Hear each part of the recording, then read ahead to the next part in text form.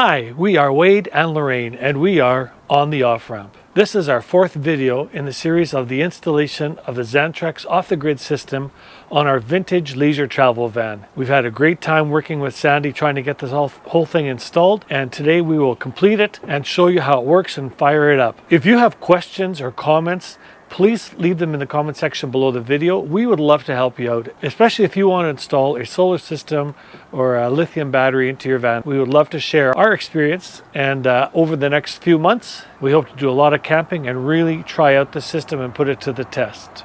Okay, what did you say wasn't working? Okay, so I'm trying out this light here. The halogen lights. That's not going on. Remember, we had a kitchen thing going on, so those lights aren't on. Now, the only thing we didn't hook up was the wine guard booster. If all the fuses are okay, and that's the only thing we don't have hooked up, then we'll have to hook it up. Okay. Yeah, I mean, it's possible. It's possible they're connected. Oh, no. No, I think I can get to it without pulling the panel. Okay. Remember, I tied it around the wires in the back, but it was loose. Maybe I can pull it back through. It's a little wire, yeah. So we'll work on that tomorrow. Yeah. All right, so we have the inverter wired now. We have the inverter wired. We have our nice inverter battery disconnect switch, so you can always disconnect the battery from the 12-volt power supply. Disconnect the inverter from the battery 12-volt power supply. And that's good to be able to do that, because if you ever have any problems and you need to do like a hard reset, you would have to completely unbolt it. But if you have this switch, you can switch it off. Plus, you can control the power that this is using. If you really want to conserve power, you switch it off here. This cuts all power off.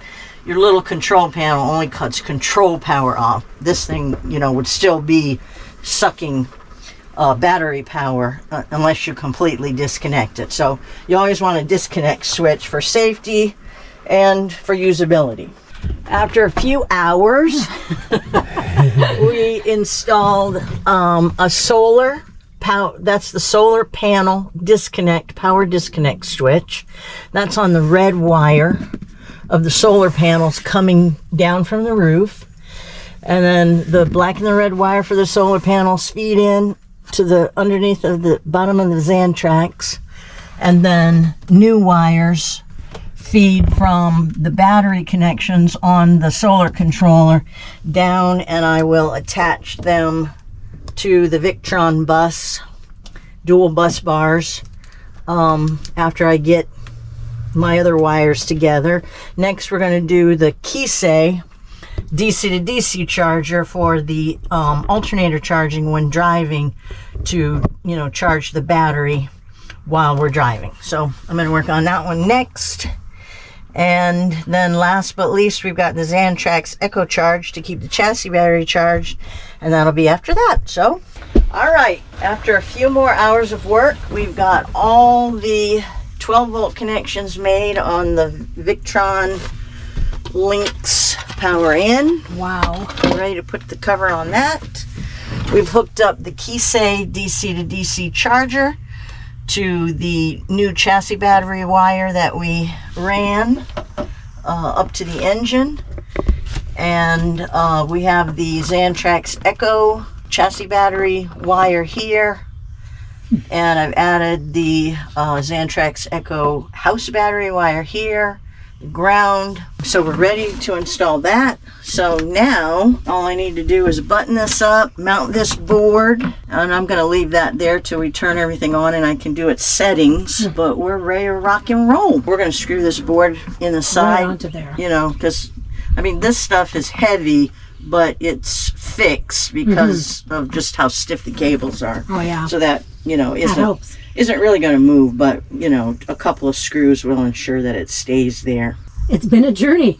3 days. 3 days. Who knew? Well, we knew that there could be some challenges with this project. I said it was going to be 3 days. Yeah, for sure. So I was right. I have the Xantrex Smart Choice for Power, and it's asking for available devices, as I can manage this on my phone. All right, so now we're going to turn the inverter on. Okay. With our handy dandy inverter switch. Fan comes on. That's the key. When the fan comes on, you know you did it right. There it is. Okay. Available devices. Now what do I do with You it? hit that number, ID. Da, da, da. Okay, now you want to do your settings.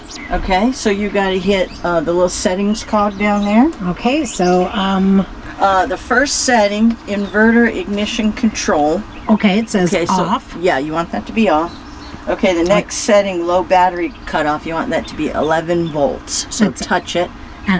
And the inverter ignition control, you said I want it off? Yeah, so okay, don't and touch this it. one Yeah, is at touch that. 11. Okay, now scroll, put on 11, and hit apply. The next one is low battery cutoff delay timer.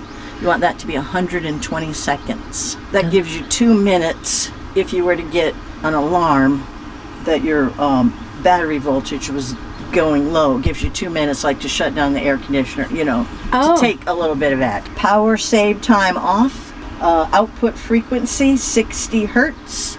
Output voltage 120 volts. Inverter output power limit 2000 watts. Inverter output power limit timer 300 seconds. Transfer mode appliance. Inverter shutdown recover automatic restart. And what that means is if the inverter shuts down for some reason, as soon as the situation is clear, it will start back up on its own versus you know, having to control it yourself. Battery type, life PO4. Default battery temperature hot. Charger ignition control off. Equalizer charging for flooded battery disabled. Charger current. Now I tell people to set the charger current to 50. You have a max current of 80, but what that translates is there's a factor of 10 between 12 volt battery power and 120 volt shore power or residential power.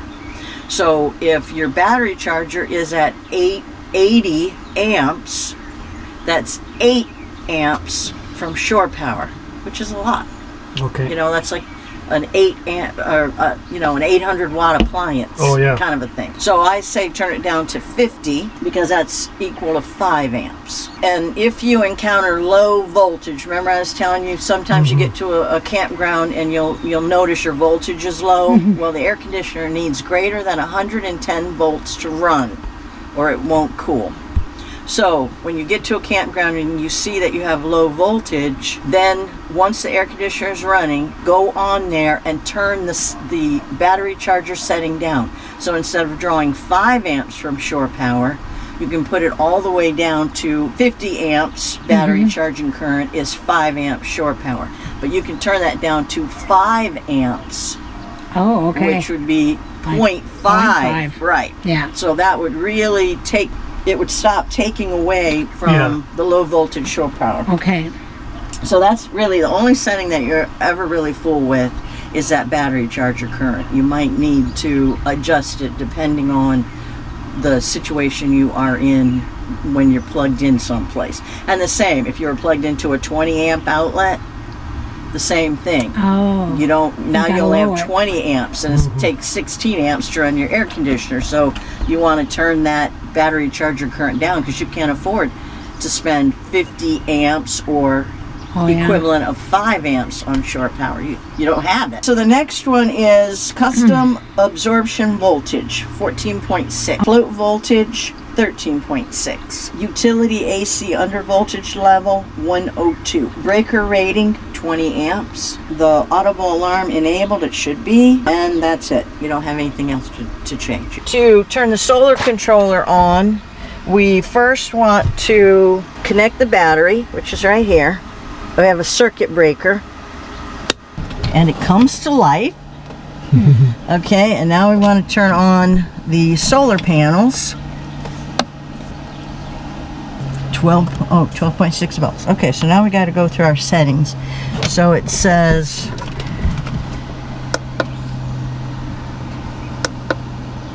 auto. Press repeatedly until the BAT1 screen is displayed. Then, well, let's just see if this LFP1. That's what we want. All right, so now it should be set up 4.9 amps, 12.7 volts. All right, let's see if the DC to DC charger is going to work. All right, so we're going to close. Woohoo! Oh, that's a fan I'm hearing. So we want to set this up. Press and hold the info button for 3 seconds. So we press and hold this. Okay, and then we want to go to lithium. Then we want to go to 14.4. Then we want to go to, I think 13.5 is the lowest. Whoops. Okay, 13.5. Then we want this to be 50 amps. And we want that to be 10. Okay. That will take in a few seconds. Yeah, there you go. All right, so now the DC to DC charger is set up. We have to go and make the battery connections, because this is just reading the house battery right now. Yep. And then you can start the engine and we can verify that that's going to work. This is after hours of Sandy being underneath the vehicle, Yeah, this took us a whole day running cable. to get this part for the Kisei DC to DC charger and for the Xantrex Echo Charge. So we're going to disconnect the battery. All right, then in here. All right, so we need to put a connector on this wire. This is a heat shrink connector.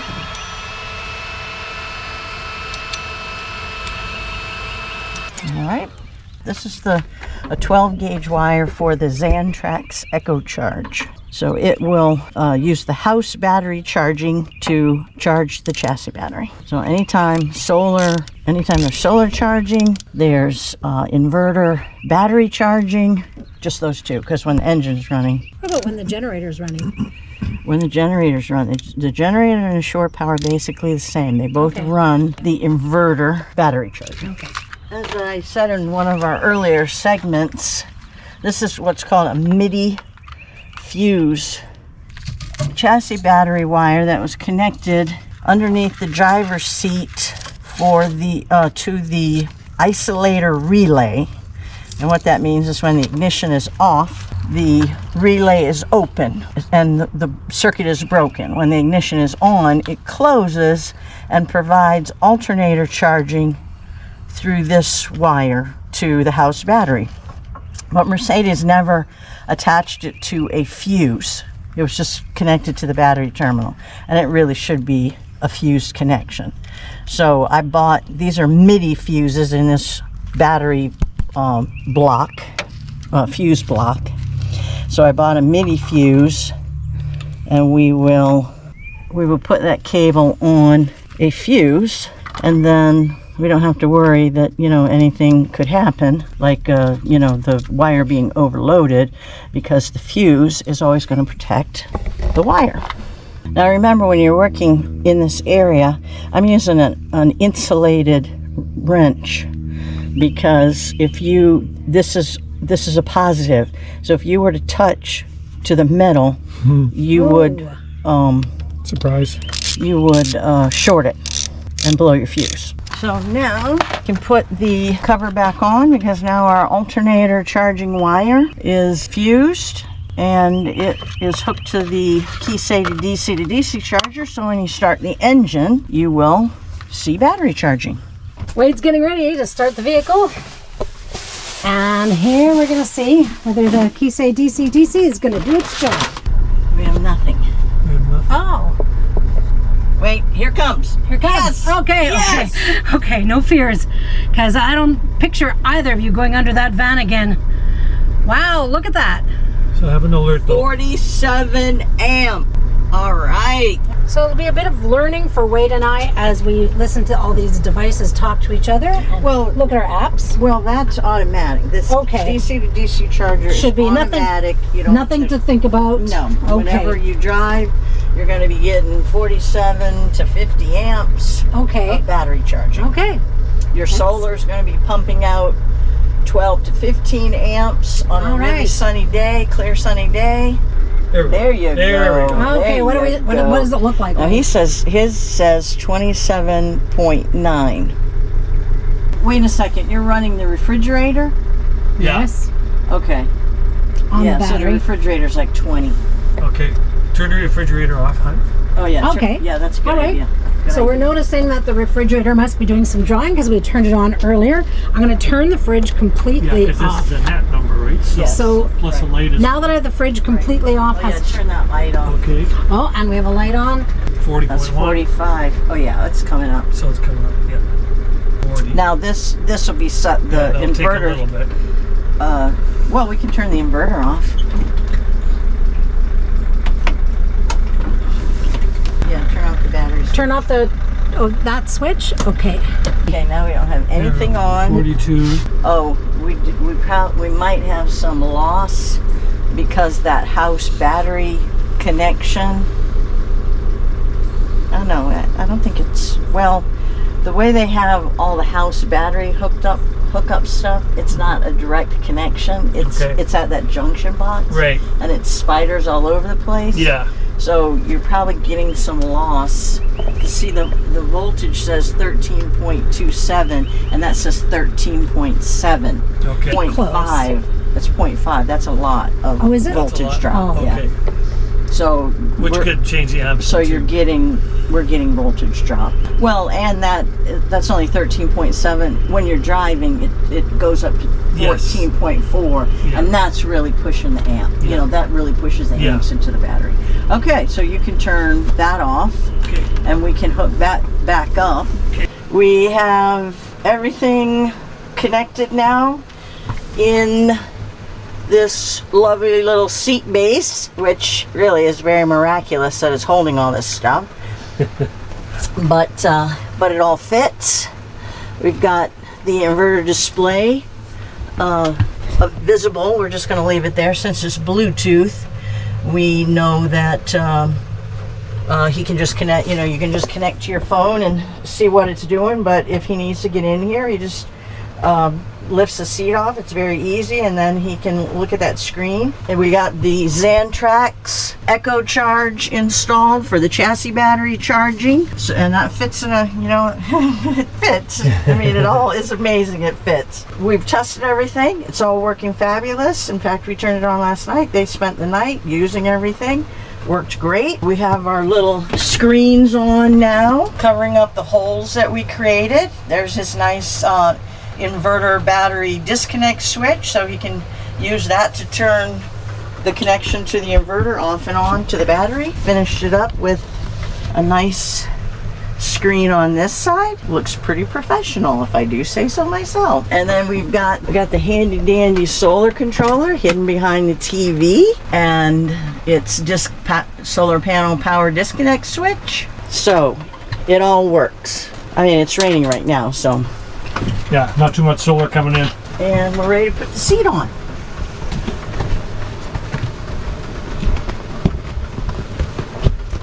And nobody knows. It's perfect.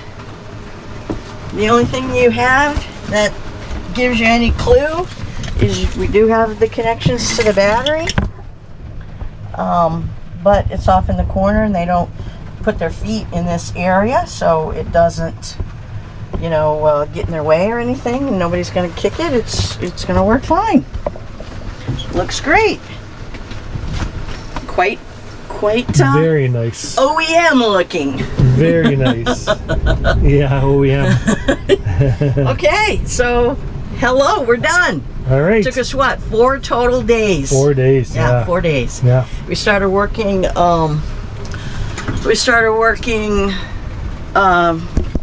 Thursday afternoon, Thursday afternoon about 2 o'clock, Yeah. and we scrambled to get the solar panels up because we knew rain was coming. It virtually rained all day yesterday, and it's raining now. It's probably going to rain most of the day today. So we got got the whole roof thing done, and then that was Thursday afternoon and Thursday evening, and then Friday we worked all day on the chassis engine battery connections back here so we could hook up the Kisei DC to DC charger, and that took all day. I mean, we had rusted bolts that we had to cut through. I mean, we were underneath the van. It was quite a mess. I had to throw the clothes I was wearing away because they were so dirty. And then yesterday we did all the, we spent the whole day doing all the wiring. We had already had the new breaker box in. We did discover that the labeling for the breakers were incorrect, so we had to open that up again this morning and test every breaker and figure out what it's running so we could get everything labeled right and understand what the breakers what breakers are controlling what. So that's all fixed. Fuse panel got labeled and we verified all of that, and then we came back here to tidy up the seat base, the battery box, we'll call it, or the supply, the power box. The new electronic house. That's right. The major electrical system, the heart of the coach. So we tidied that up and got everything zip tied and connectors screwed in so nothing's rattling around. Now the only thing we have left is we're going to secure the battery and we'll be done. Yeah. Wow. I mean, really, it is wow. I mean, to do all this work in 4 days, it's pretty spectacular. I said to Sandy, this started as a project of love. It just became a project. Yeah, I think I would have cried if I had to crawl under this thing one more time. Yeah. But anyway, so yeah, it's been fun. I learned a lot. As Wade can attest, every morning I come out and say, I've been thinking, and I did something that needs to be reworked because it's not efficient. It's not really right. Yeah. And I didn't know until you hook stuff up and you start thinking about how Leisure wired this thing. So every morning we would have a little rework session because I wanted to get everything right, and it's turned out fabulous. We are looking forward to a trip this summer where we're heading to the East Coast, and we are planning on dry camping and living off the grid the whole time as we travel until we get to my sister's place, and we'll plug in there. And you should. I mean, you have 4 times the battery power. Yeah. And so if you were dry camping with basically 2 automotive batteries, which is only had about 60 usable amp hours. I mean, this is going to be 4 times. I mean, you're actually going to be able to use lights at night. Yeah. I mean, we just this year in January, well, just when we came out, we also realized we needed more lights, so we installed a bunch of puck lights underneath the counter here, and they give us light and they're nice, but we won't be needing those anymore. Right, and they're battery operated, right? Yeah. So you had to. Yeah. But now those are all AAAs. Now you can use your. Now we're running off of 1 battery. We have these halogens. Yeah, you can use everything. And our fluorescents on the ceiling. You can use a microwave.